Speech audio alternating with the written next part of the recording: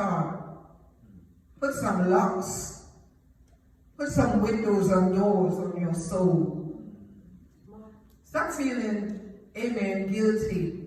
We carry so much guilt if I put locks on windows.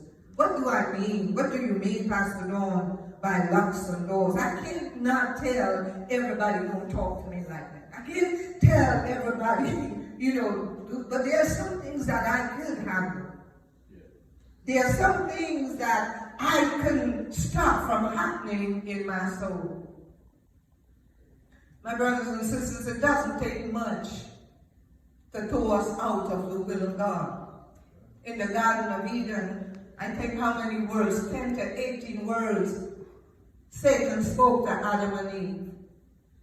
They opened the door, they opened the garden to hear a word.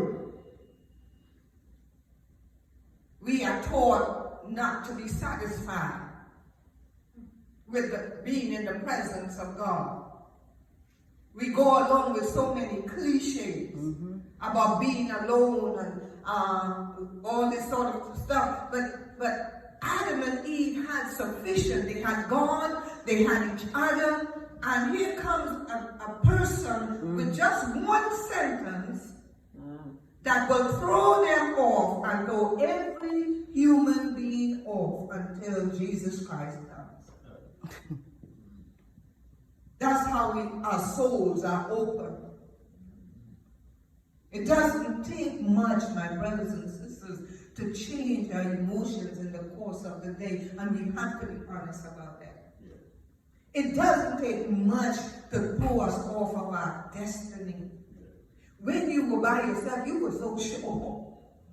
And then you got around people and you heard so much, you began to get confused and you lost your focus. My encouragement to you is that you go back to a life of prayer. Go back to seeking God. Go back to seeking the Father. Jesus understood the first Adam got out of the will of the Father, dominion, ownership, power. He lost it all because of words. Jesus understood that.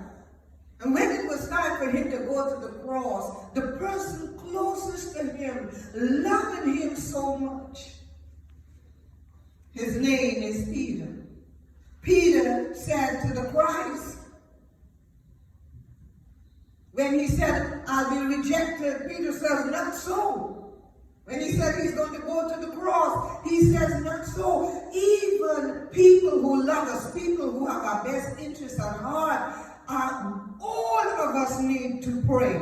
We need to stop being so opinionated.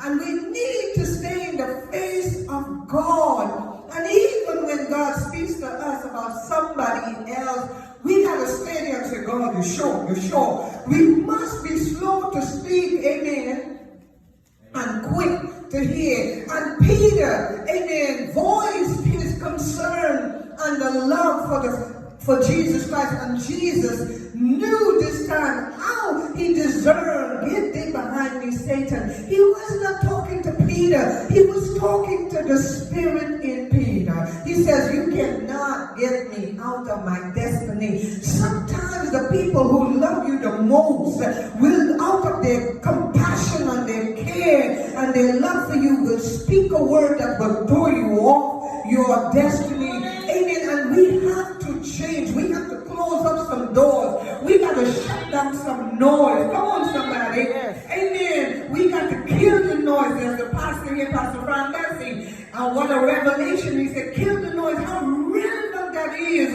Amen. For us to see the phenomenal move of God, to see signs and wonders, to see miracles back in our lives. We're hearing the TV all day long. We're hearing words all day long. We are scrolling on Facebook and Twitter and Instagram. And no one is in the Bible anymore. No one is in prayer anymore. Instagram and Twitter and Facebook has become our new norm, our new Bible.